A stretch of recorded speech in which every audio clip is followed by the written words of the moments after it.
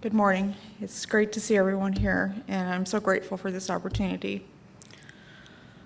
This is my very first time speaking in public, so I ask that you please bear with me, and I know this is going to sound red, but it's the only way to keep a train of thought. There are specific dates in my life that define who I became and what role I would take in life. For me, two of those dates is October 3rd, 1986, with the birth of my daughter Jessica, and the second one being June 14th, 1988, with the birth of my son Jacob. On those dates, I became a mother to two wonderful, vibrant individuals. When they were born, my hopes and dreams for them were born. This is the role that I have played for 25 years now, and it is and will always be the greatest thing I will ever do with my life. There are many dates along the way that have made my course in life what it has been, but the most life-altering so far has been April 5th, 2011. This is the day that I awoke to find my 22-year-old son, Jacob, hanging from a tree. I will never be the same. My family will never be the same. The one thing that remains the same is I am his mother, and it's up to me to tell his story. You see, the story isn't just Jake's. There are many Jacobs out there. Jacob not only left behind a grieving family and community, but he also left behind his pregnant girlfriend, Ashley. He loved her so much and was so excited, yet scared about becoming a father. They had some geographical issues to work out since he was living in Missouri after his discharge, and she was still back in New York. But he wanted to make sure she was taken care of. One of the first things he did was send her $1,200 so she could take care of some bills. And when he learned that her TV in her bedroom had gone out, he sent her one because he wanted her to be able to lie in bed and be comfortable. He wanted to take care of them, but was trying to figure it all out. Just to give you a short idea of his background, I raised him and his sister alone for 14 years until I married my wonderful husband, Chris. With no child support for 12 of those years, I worked 2 and 3 jobs at a time to try and keep a roof over our heads, so there was no such thing as saving for college. Jacob dropped out of high school and started working various warehouse jobs. He soon realized what a mistake he had made and went to see a recruiter. He got his GED for the purpose of joining the military and studied hard to pass the ASVAB, as well as train so he could pass a physical test to go in as an E2. He wanted a career and money for college, and despite my pleading, he joined the infantry. After basic at Fort Benning, he was stationed at Fort Drum with the 10th Mountain Division. On January 8, 2009, he deployed to the Wardak province in Afghanistan, re-enlisting before he left. For a 20-year-old kid, he was understandably nervous about going, but gung-ho thinking he was going to make a difference in the world. When I got the opportunity to talk to him, he seemed to be doing okay, considering where he was at, with no water, toilets, electricity. In May of 2009, he came home for R&R. Seemed tired, but he was himself. We threw him his 21st birthday party early in a local park. Then he had to go back to war. It all went downhill from there. He had to catch a ride with another company to get back to his cop. They hit an IED. He saw a man severed in half.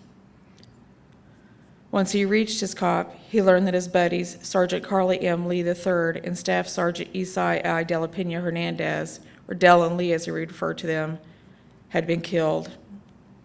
Lee was a mentor to him. He witnessed a young soldier he had taken under his wing named Private Peter Cross flip his Humvee down a mountainside.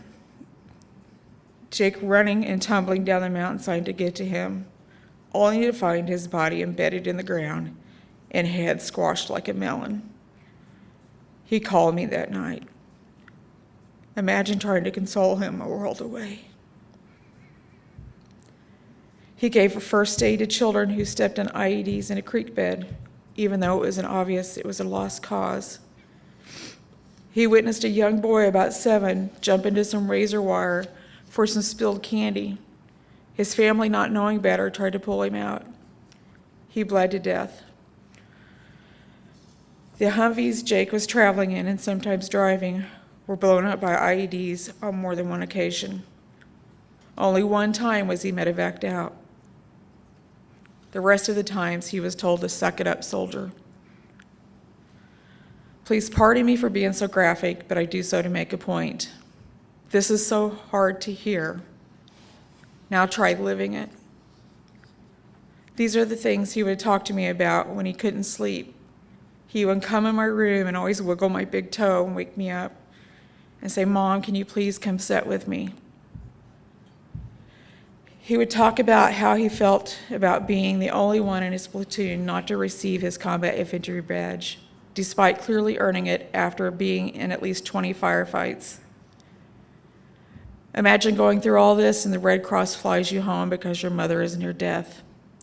Yet another date that changed the course of my life. August 1st, 2009, my first day out of ICU. I was alive and my son walks through the hospital room door, never letting on about all he's been through, staying by my side. The few times he would leave the room or the hospital, he would be right back and sleep on the bench in the room. It's funny looking back at that, but I think he did that not only to comfort me, but also himself. At the end of his deployment, he got into trouble for consuming alcohol on Bagram Airfield on Christmas. For this, he lost pay and rank. He went from an E4 to an E1, lost his post-deployment leave. Despite the last time he saw me, I was still very ill. This was the first of many red flags to come. Since he wasn't able to come home and get his vehicle, we had it shipped to him. Within 24 hours of getting the truck, he got his first DUI. He called me in February from a civilian hospital and told me he was there for alcohol. I found out after his death, through hospital records, he was actually there for attempting to hang himself. His chain of command was aware and present for meetings with him and his therapist, yet his family was never notified. How does this happen? If he were a married soldier, wouldn't the family be contacted? The drinking continued. He got his second DUI. His chain of command told him they were sick to death of dealing with him. They gave him a general discharge. I believe never taking into consideration his medical records, which stated he was to have a traumatic brain injury follow-up. This was dated August 10th, 2010. He was discharged a month to the day later on September 10th, never getting that follow-up. He got home on the 12th, and on the 15th, I had him to the VA in Kansas City, where he was screened for PTSD and TBI. Both screenings were positive. Finally, I thought he was going to get the help he needed. Little did I know the hoot jumping had just started. With only monthly psychiatric appointments, really only once a month, and no input in those appointments from those living with him. The hoops we jumped through to get his compensation claims going because he was not functioning enough to hold down a job. It was mind-boggling to me, and I wasn't the one dealing with the traumatic brain injury or the PTSD. He filed for unemployment. They tried to deny it. We went on the grounds that the Army never attempted to rehabilitate him. The one tangible thing he had left was some money for college. His separation papers stated he would still qualify for 70% with his general discharge. We got him enrolled and accepted in a local community college. The financial aid office sent the paperwork off to the VA. The response we got back was that he didn't qualify due to his discharge status. Now he had nothing left that made him feel as if his service meant anything. Everything he had seen and done had been all for nothing. A month before he took his life, he was attending a barbecue at his sister's house. He was drinking and started having flashbacks. He was calling out coordinates and telling us people was watching us from the mountains. That mountain. There are no mountains around us. We called the police twice at night, asking them to take him to get help. I identified him as a recently discharged combat veteran. I pleaded for them to take him to the VA or any other facility because we had private medical insurance on him. They arrested him for disorderly conduct. His court date came up after he died. I went in front of that judge and told him what had happened. He dismissed the charges, gave me his bond money back, and looked me right in the eye and told me to be a voice, ma'am, be a voice. This was yet another missed opportunity for Jake to have gotten help. The Saturday after Jake's death, I was contacted by Bill Murphy Jr. with Stars and Stripes through a condolence guest book I signed for Aaron Smith. Aaron was a young man that had been Jake's roommate. He was killed by a member of the Afghan National Police named Crazy Joe. I had left my condolence for the family. Mr. Murphy was contacting me to try and reach Jake for an interview. I emailed him back telling him of Jake's death and the conditions surrounding it. He flew to Kansas City and spent 3 days with me poring over every scrap of paper of Jake's that I'd saved, accompanied me to the VA, the police station, as well as other various places looking for answers. On June 24, 2011, Jacob's story was published in Stars and Stripes, taking up the whole edition. In Mr. Murphy's investigation, he uncovered that the Department of Defense hadn't reported Jacob's reenlistment, which meant his first term had been served honorably, and he was, in fact, entitled to his college money. I received the award letter a short while later. I engaged Congressman Graves' office to look into this matter, as well as assist me in the burial benefits and his compensation claims. The burial benefits were denied after submitting the same paperwork 4 times. I called the congressman's office and asked how could this be. It was determined that the VA had made yet another mistake. A few weeks later, I received a check that didn't even cover half the cost of the funeral. They helped me to obtain Jacob's 201 personnel file. We have requested that 4 times as well. Each time I receive it, the only records it contained were from his enlistment and his separation. Nothing from basic training, nothing from Fort Drum prior to deployment, nothing from deployment. It's like he didn't exist in between enlistment and separation. But believe me, all the disciplinary paperwork's in there. I took over his power of attorney on his compensation claims. They have since been awarded at a disability rating of 80%. I will never see a dime of that money, but I continue to claim because of yet another date in the course of my life. On October 31st, 2011, I watched my grandson, Jacob Anthony Andrews, come into this world, giving me new hope, giving me new purpose. When I look into his eyes, I can see my son looking back at me. I have a piece of my son left here on earth to cherish. Through the story that was published, I have been contacted by many people, but one man and his family stand out. Major Andrew DeKeever was on that same deployment. He was in charge of mortuary affairs. In fact, he was the man who processed young Aaron Smith's body. Returning from that deployment, he too suffered from PTSD. I am very happy to say he's doing well through treatment, medication, and his loving family. I encourage you to Google him, please. He has written of his experience. In this tough economic time, he donated the royalties from that article to Jake's Memorial Fund. He helped me get Jake's Class A's in proper order. They arranged a gift card shower through family and friends for Ashley and little Jake. You see, as it turns out, after leaving Fort Drum, he was stationed at Fort Leavenworth, 45 minutes from my house. What are the odds of things happening so far away, but ending up coming so close to home? Major DeKeever is a driving force behind getting the combat infantry badge Jake was never awarded, as well as attempting to secure the Purple Heart. It has been determined that Jacob's death is service-connected, as PTSD and TBI were contributing factors. I have to thank Bill Murphy Jr. for letting my voice be heard, and Andrew DeKeever for validating what I had to say. This brings me to today, February 4, 2012, a day I hope to never forget. The first of what I hope are many opportunities to speak out about our family's story.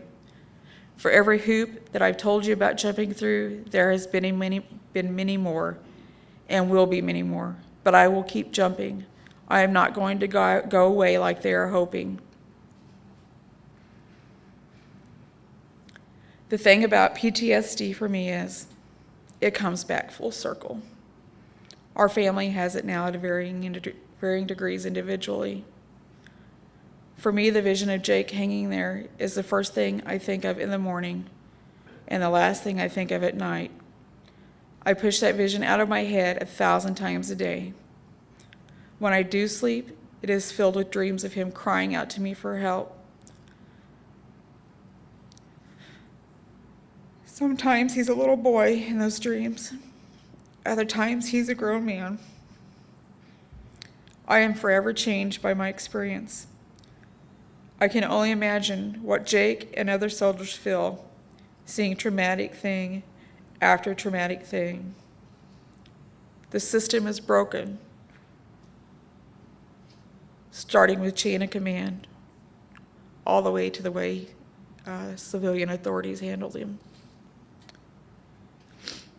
With Jake's death, I am learning life lessons every day. One of them being that when you pray to God for strength, He doesn't give you strength. He gives you the opportunity to be strong. Thank you. Thank you all for coming. As you know, my husband, Staff Sergeant Jared August Hageman, took his life on June 28th of this year. I'll just give you a quick rundown about how his life was, how our life was. When I first met him, he was already with the Rangers. He hadn't gone on his first deployment yet. And he was charming. He was very outgoing, driven. He told me the reason why he joined the military was because of 9/11. He wanted to seek justice for our country. And over the years, that changed. So the night before his first deployment, he told me about some things that he had heard from other Rangers.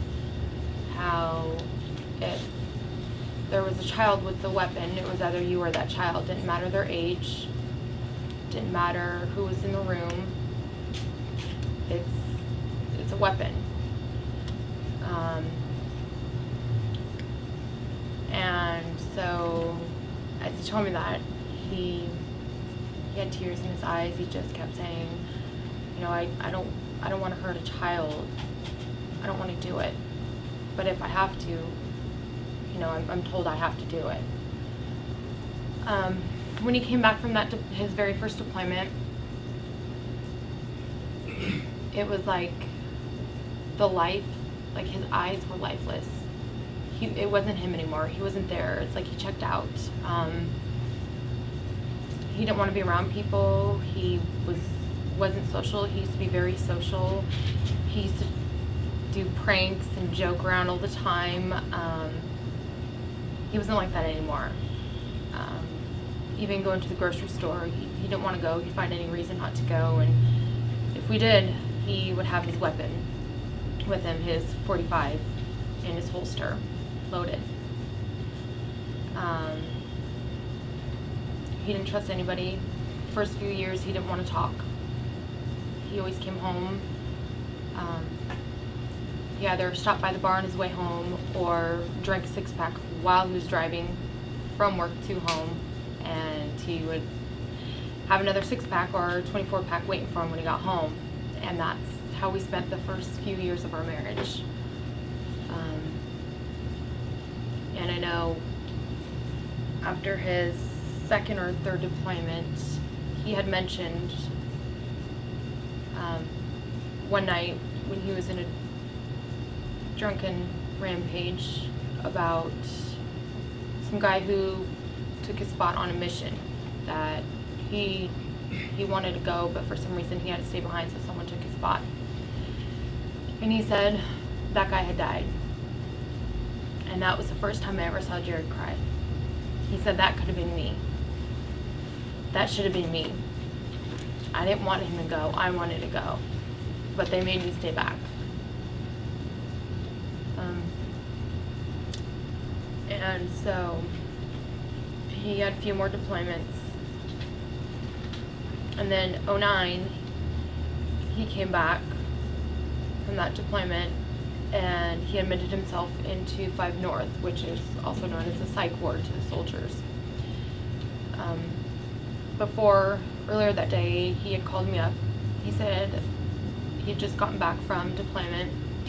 After they released him, he went to the bar, drank, and picked up a 6-pack, and on his way home drank it.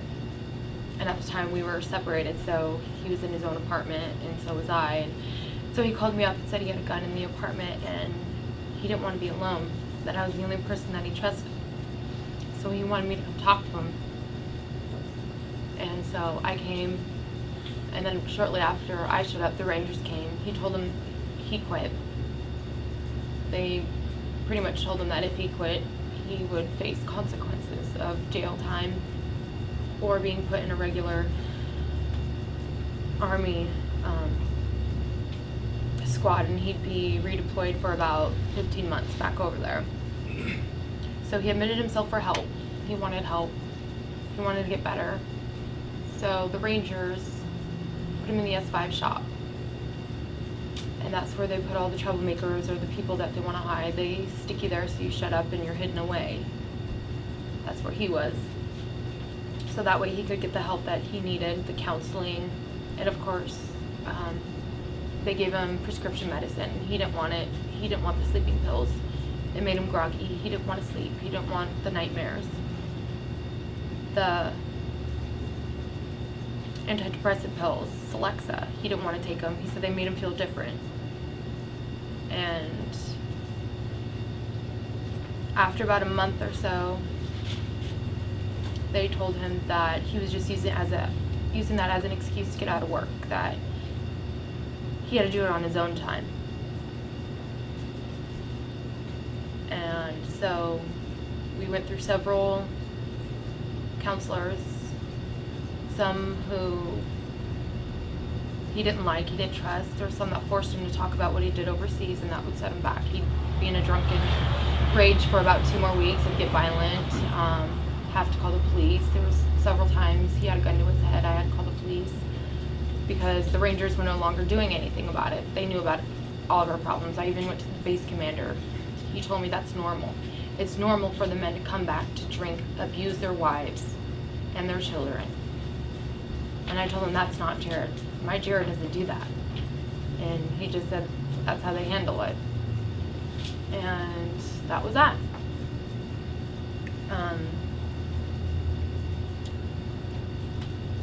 And so about 5-6 months later, after he had admitted himself for help and he told the Rangers that he quit, they redeployed him again.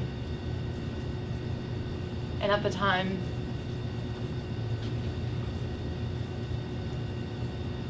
I was pregnant with his first child. He didn't want to go,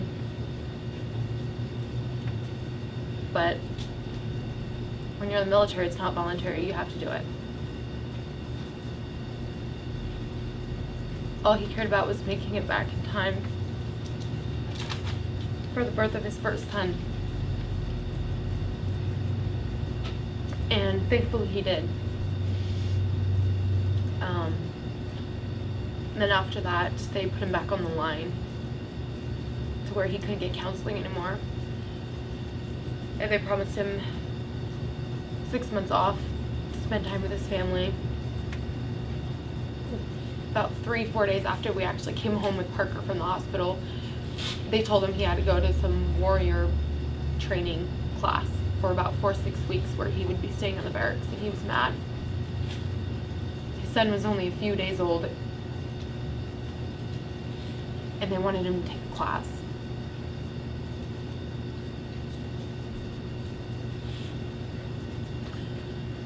And with this deployment coming up, he just kept saying he didn't want to go. He didn't want to lose us.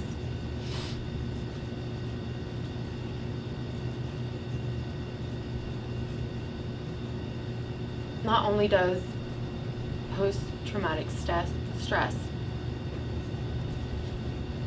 affect the soldier, it affects the entire family. My children have seen a lot of violence. They've seen a lot of fights, heard a lot of things they shouldn't have, seen the damage in the house, the police. They have to deal with other kids. Nobody wants to be his friend right now, because I live in a community where it's all military. Nobody wants to be his friend, because these military families don't want to deal with the reality. Nobody on my street has said anything to me. And I have quite a few other Rangers and Special Forces on my street. Not one has come to my house and said anything. One of them even worked with my husband. He lives right across the street from me.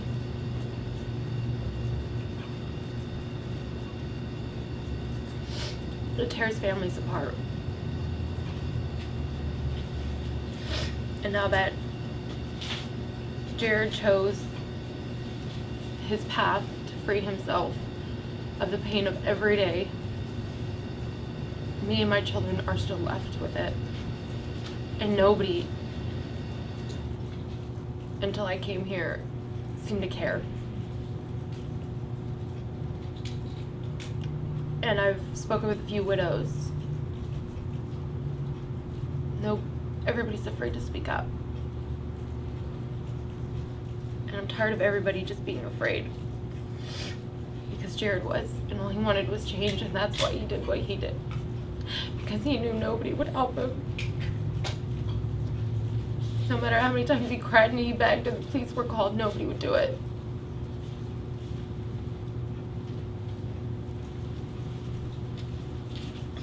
So thank you guys so much for coming. It means a lot. I treat suicidality because I know the subject inside and out. I know it personally and professionally. At 8 years old, I became suicidal.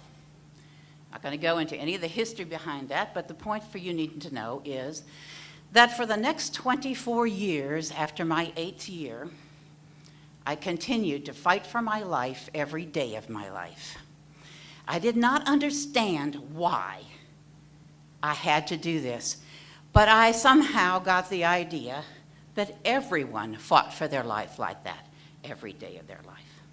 For 24 years, folks, 24 very long traumatic years. At 32, I was delivered from my active suicidality. But I will tell you this, as I will explain later on, and I will try to talk as fast as I can. I will speed up the cadence because, Dorothy will be there going, you got 5 minutes, all right, so I'll be ready for you. So follow me quickly. I may be talking like a radio operator here. All right, giving you coordinates. But the important thing for you to get is that after I was delivered from my active suicidality, after many suicide attempts that I didn't understand, and it's important for you to know also that during that 24 years, I only told my parents that I was suicidal. My parents told me that I needed to suck it up and drive on. They weren't in the military, but they used their civilian words for that. And so that's what I did. I never told anyone because I knew from what I'd been told, nobody wanted to hear that stuff. It made people feel uncomfortable. They didn't know what to do. So I never told anyone. Well, became evident to my closest friends that there was something wrong, especially after the 3 psychiatric hospitalizations after 3 major attempts. So I'm going to talk to you about how I treat suicidality, but how I learned about suicidality and how it forms in people's minds.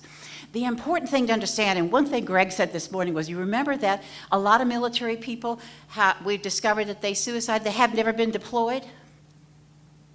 I will tell you, most of the suicides have never been deployed in the military, especially in the National Guard. So what's interesting about that is then, what else is going on in people's lives? I'm going to tell you some pretty shocking things, and I'm going to spare you a lot of the data simply because I don't have time to give you all the statistics. So what I'm going to tell you is simply this, that there is a lot more suicidal ideation out there than you could possibly ever imagine. And people don't tell you about it because they don't want to burden you. And because maybe they've told someone else and that person had told them to just suck it up and drive on. So I'm going to teach you later on how to help people who are suicidal and not to be afraid of suicidality. So what is suicidality itself? Suicidality comprises thoughts of suicide, attempts of suicide, and death by suicide. And a Compassionate Friends Network uses the words death by suicide instead of committing suicide because it sort of destigmatizes it. One of our biggest problems in dealing with suicidality and mental health problems is the stigma within the society against it. All right, so that is what suicidality is. It's a fairly recent term. It's only been since 2006 since we've used that big, long term, but it encompasses everything about suicide. So let's talk about how it develops. I found some commonalities in the decades that I have treated suicidality. By the way, you can find this on my website, which is jsp3.org. You cannot Google it. It will not come up on Google. They won't pay for optimization. Okay, that's neither there nor there. But if you put the URL, www.jsp3.org, it will come up. And you'll find out all this information that I'm giving you today, plus oodles more. But anyway, so let's get back to what causes suicidality. The commonalities I found are this. An individual comes on very early in their life, and they get the idea that suicide is a viable option. It's an acceptable option to dealing with problems. When I was a youngster, one of my girlfriend's fathers killed himself. He killed himself, and besides saying nothing, what they did say was, he's in a better place. Oh, really? According to who? But that was the word. And I've learned that my patients tell me that most of the time when they're early on in their lives and people don't talk about suicide, someone suicides and they don't talk about it at all. What in our society, how do we interpret not talking about something? It's usually you either agree with it or you don't care. So if you don't talk about suicide to your youngsters, your kids, your compatriots, that's the message that our society sends. I don't care, or usually I don't know what to do about it. So the very first thing that happens is that they develop a method of accepting suicide as an acceptable option. Are you with me so far? Okay, so that goes sort of subterranean. That goes subconscious, and they just hold on to that. Then there comes a time in their life when they get boxed into a corner with untenable psychological problems, physical problems, financial problems, sociological problems, whatever problems they have, and they can't figure a way out. Immediately think, well, I know somebody who's in a better place, and this is what they did. They suicided. And suddenly, that feeling of relief from that problem floods their brain with endorphins, that pain-relieving neurosubstance that we have in all of our bodies. That's what you felt a minute ago when you were laughing. All right? Okay, so now you've got these endorphins in your head, and every time you think about being free, the suicide and the freedom and the endorphins get matched in your brain. And a neural pathway begins to develop in your brain, saying, this is a viable option. So, The question, I often talk about neural pathways in the brain because it's easier to say, do you know the Oregon Trail and how they went through all of those ruts? Have you seen the ruts, the trail ruts? That's where the wagon wheels, yeah, see, David's seen. Yeah, so you can see where the wagon wheels over years and years and years have made ruts right straight through the bedrock. You can stand in them. It's rock. That's a neural pathway in your brain, and that's how permanent it is. And once you get in that rut, you can't get out of it. And it's driven by endorphins. Now let's talk about what it feels like to feel the power of hope. Okay, every one of you, I bet, has woke up on one morning and said, I don't feel so good. Maybe I should call the doctor. And then you say, oh, no, I'm not going to call the doctor. I got to get to work. I got too much work to do. I'm not going to call the doctor. And then you feel worse. And you say, oh, my goodness, maybe I should call the doctor. And you go back and forth. And then you finally decide to call the doctor. And you call the doctor, and immediately you feel better. And you think, why did I call the doctor? And then all of a sudden you start feeling worse again. That immediate feeling of relief is the endorphins of hope. The hope that the doctor will relieve your pain. It is the same endorphins that you feel from the relief of removing yourself from a problem that seems untenable or unsolvable. So you see, it builds up a hope pathway in your brain. But you don't know that at the time. You have no idea what's going on in your brain. If you did, you wouldn't do it. But guess what? You don't know it, so you kind of go there because it makes you feel better. Originally, I never thought about killing myself. I just thought about being out of the problem, taking myself out of the problem. So it began to be sort of an addictive thought pattern, where I continued on, and every time I got backed into a corner, immediately the thought came up, gee, I'd like to be out of here. How can I get out of here? And then all of a sudden, just thinking about being away wasn't enough to bring on enough endorphins. So I began further down the road, kind of addictive thinking, well, now I need to move towards getting the job done. And that brought endorphins.